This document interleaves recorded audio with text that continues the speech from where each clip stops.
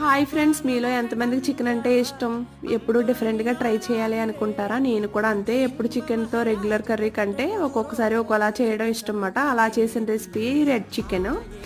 ఇది రెడీ చేసిన తర్వాత నాకు రైస్ కంటే ఎక్కువ చపాతీలు, నాన్స్, అలాగే బగారా రైస్ బిర్యానీలోకి కాంబినేషన్గా చాలా బాగుంటుందన్నమాట. మనకు సేమ్ దాబా స్టైల్లో చికెన్ గ్రేవీ ఎలా ఇస్తారో అలా అయితే వచ్చింది. ఈ శీతాకాలంలో మనం ఈవినింగ్ టైం చపాతీలు ఎక్కువ చేసుకుంటాం కదా, అలాంటప్పుడు నాన్ వెజ్ కర్రీతో తినాలనుకున్నప్పుడు ఈ కర్రీ అయితే ట్రై చేయండి. చాలా జ్యూసీగా చాలా బాగుంది. నేను ఏదైనా కొత్త కర్రీ ట్రై చేశాను అంటే అది నాకు నచ్చి అంత బాగుంటేనే, కొంచెం సింపుల్ ఇంగ్రీడియంట్స్ అయితేనే మీతో షేర్ చేస్తాను. కర్రీ విషయానికి వస్తే పర్సనల్గా నాకైతే చాలా బాగా నచ్చింది. చాలా టేస్టీగా వచ్చిందన్నమాట. నేను చికెన్ అది ఎంత తీసుకున్నాను, అలాగే ఇంగ్రీడియంట్స్ ఏమేమి వాడాను అనేది నేను లాంగ్ వీడియో షేర్ చేశానన్నా. అది రిలేటెడ్ వీడియోలో లింక్ అనేది ఇస్తాను అనమాట. మీరు కూడా ట్రై చేసి ఇంట్లో వాళ్ళకి పెట్టి ఎలా వచ్చిందో నా కమెంట్ బాక్స్లో కమెంట్ చేయండి.